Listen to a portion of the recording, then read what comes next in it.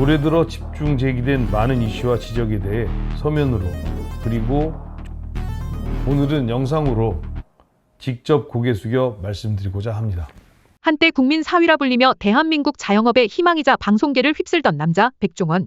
하지만 지금 그는 온갖 논란의 중심에 서 있습니다. 성실한 사업가, 선한 영향력, 골목을 살리던 그 이름이 이제는 내로남불, 갑질, 위선으로 불리기 시작했죠. 이 남자 도대체 무슨 일이 있었던 걸까요? 1. 백종원의 몰락은 예고돼 있었다. 2025년 유튜브를 통해 터져나온 한 영상. 백햄 선물 세트. 국민이 믿었던 국산은 알고 보니 베트남산. 고기 함량도 형편없고 가격은 터무니없이 비쌌습니다. 여기에 터진 백석된장 원산지 허위 표시, 백다방 고구마빵의 중국산 논란까지. 소비자들은 말합니다. 이게 그토록 자랑하던 우리 농산물입니까? 하지만 이건 시작에 불과했습니다. 서울 강남경찰서는 무려 14건에 달하는 식품위생법, 표시광고법 위반 혐의로 백종원과 더본코리아를 수사 중입니다. 국민신문고에만 민원 72건.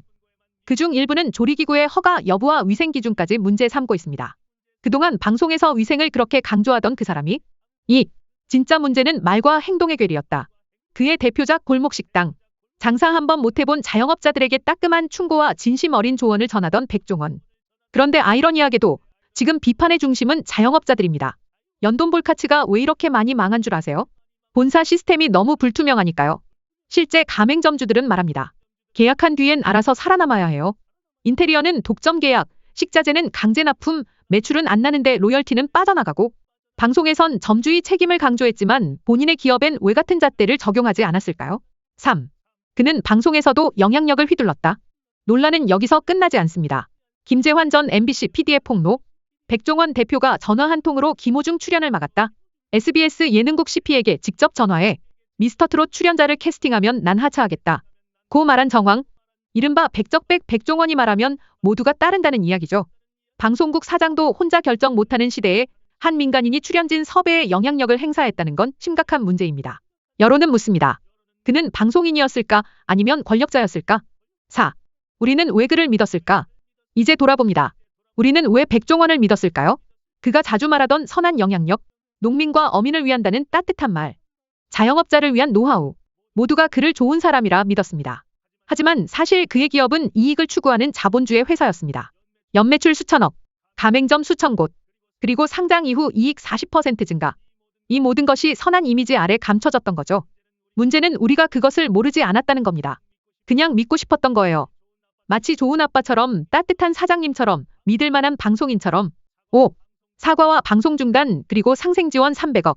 논란이 터지고 백종원은 3차례 사과문을 발표했습니다. 그리고 말합니다. 모든 방송 활동을 중단하고 오직 더본코리아 경영에 집중하겠다. 동시에 300억 원 규모의 가맹점 상생 지원책을 발표하죠.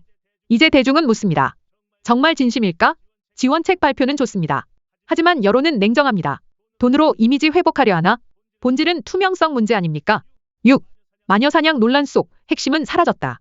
한편 온라인에선 또 다른 논란이 벌어집니다. 이건 마녀사냥 아니냐? 다른 사람들도 저 정도는 한다. 사과도 했는데 왜 물고 늘어지냐? 심지어 방송인 중에 털면 안 털릴 사람 있냐? 는 말도 나옵니다. 하지만 핵심은 단순한 실수가 아닙니다. 권력, 위선, 책임의 문제입니다. 백종원은 스스로 높은 도덕 기준을 강조해온 인물입니다. 그가 다른 사람보다 더한 책임을 져야 한다는 것이 아니라 그 자신이 내세운 기준에 부합하지 않았다는 데에서 실망감이 폭발한 것이죠. 7. 백종원, 프랜차이즈 산업의 거울이 되다. 이번 사태는 단순히 한 사람의 이미지 추락으로 끝나지 않습니다. 오히려 우리 사회의 프랜차이즈 구조, 방송과 기업의 경계, 소비자의 무관심이라는 깊은 문제를 드러냅니다. 수많은 가맹점주들이 그를 믿고 투자했습니다. 방송에 나왔으니 믿을만하다고 백종원이라는 이름 석자가 안정성을 보증해 줄 거라고 생각했죠. 하지만 현실은 달랐습니다. 높은 수수료, 독점 계약, 책임 전가. 이 사건을 계기로 우리는 다시 질문하게 됩니다. 프랜차이즈란 무엇인가? 이익은 누가 가져가고 책임은 누가 지는가? 그리고 가장 중요한 질문, 신뢰는 어디서 시작되고 어디서 끝나는가? 8. 지역축제 예산 논란, 돈으로 만든 이미지의 민낯. 강원도 인제군은 더본코리아와의 축제를 취소했습니다. 반면 경남 통영시는 예산을 2배로 늘렸습니다. 논란이 한창인데도 백종원이면 사람은 몰리겠지라는 판단이 작동한 겁니다. 시민의 세금으로 운영되는 공공축제에 민간 기업이 과도하게 개입하고 지난해 불만이 쏟아졌음에도 여전히 주관사로 유력하다는 사실. 이건 단순한 선택의 문제가 아닙니다. 공공과 민간의 경계가 무너질 때 피해를 입는 건 결국 시민이자 소비자라는 사실을 다시금 상기시켜줍니다. 9. 백종원의 과거 그리고 그가 쌓아올린 성역. 이 모든 논란에도 불구하고 여전히 백종원을 지지하는 사람들도 많습니다. 왜일까요? 그는 10년간 성실하게 이미지를 구축해왔습니다. 마리텔부터 골목식당, 장사의 신, 유튜브 백종원까지. 그는 언제나 정답처럼 말했고 전문가처럼 보였고 따뜻하게 웃었습니다. 그런데 그 정답이 틀렸을 수도 있다고, 그 전문가도 기업의 논리로 움직였다고, 그 웃음 뒤에 상업적 계산이 있었다고 믿기 어려운 겁니다. 우리는 좋은 사람이라는 인식에서 한 발짝 벗어나는 데에 시간이 필요합니다. 10. 모든 건 유튜브에서 시작됐다. 사실 백종원을 둘러싼 비판 여론의 핵심은 언론이 아닙니다. 유튜버들이 먼저 움직였고 커뮤니티가 반응했고 언론은 그 뒤를 쫓았습니다. 스튜디오 오제나, 아는 변호사, 언더스탠딩 변호사 강민성. 이들 채널은 영상 한 편으로 수십만에서 수백만 조회수를 기록하며 공론의 장을 만들었습니다. 이건 단순한 콘텐츠 경쟁이 아닙니다. 전통 미디어를 통하지 않고도 진실이 유통될 수 있다는, 그리고 시민들이 감시자가 될 수 있다는 새로운 흐름의 상징입니다. 11. 더 이상은 성역이 없다. 이번 사태는 분명 백종원의 이미지에 치명적일 겁니다. 하지만 동시에 우리 사회가 성역을 어떻게 허물어가는지를 보여줍니다. 그는 한때 누가 뭐라 해도 좋은 사람, 믿을 수 있는 사람, 공익을 실천하는 사람으로 여겨졌습니다.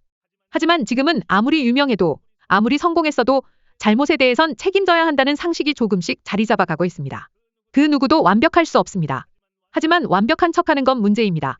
12. 백종원에게 남은 선택지. 이제 백종원은 방송인이 아닌 기업인으로 살아가겠다고 말합니다. 하지만 진짜 과제는 그 다음입니다. 투명성, 진정성, 지속성. 단순히 돈으로 이미지 복구를 시도할 게 아니라 시스템을 바꾸고 소통 구조를 열어야 합니다. 진심은 말이 아니라 행동으로 증명됩니다. 그리고 그 행동을 판단할 주체는 다시 시민이 될 것입니다. 13. 우리에게 남은 질문들. 이 영상은 백종원의 몰락을 조명하지만 동시에 우리 사회의 병폐를 보여주는 거울이기도 합니다. 우리는 왜 연예인이나 유명인을 쉽게 믿고 그들에게 도덕성을 투사하며 그들의 말에 기업의 판단을 맡깁니까? 왜 좋은 사람이라는 이미지 하나의 수많은 위험 신호를 무시해왔을까요? 우리가 어떤 세상을 만들고 싶은지, 누구에게 권력을 줘야 하는지, 그 권력을 어떻게 감시해야 하는지를 묻는 시간이 필요한 순간입니다. 마무리 말씀입니다. 이 이야기는 단지 백종원의 사과로 끝날 수 없습니다.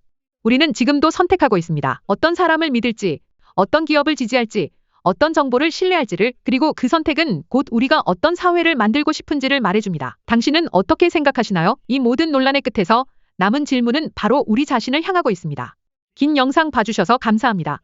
여러분의 구독과 좋아요는 제작에 큰 힘이 됩니다.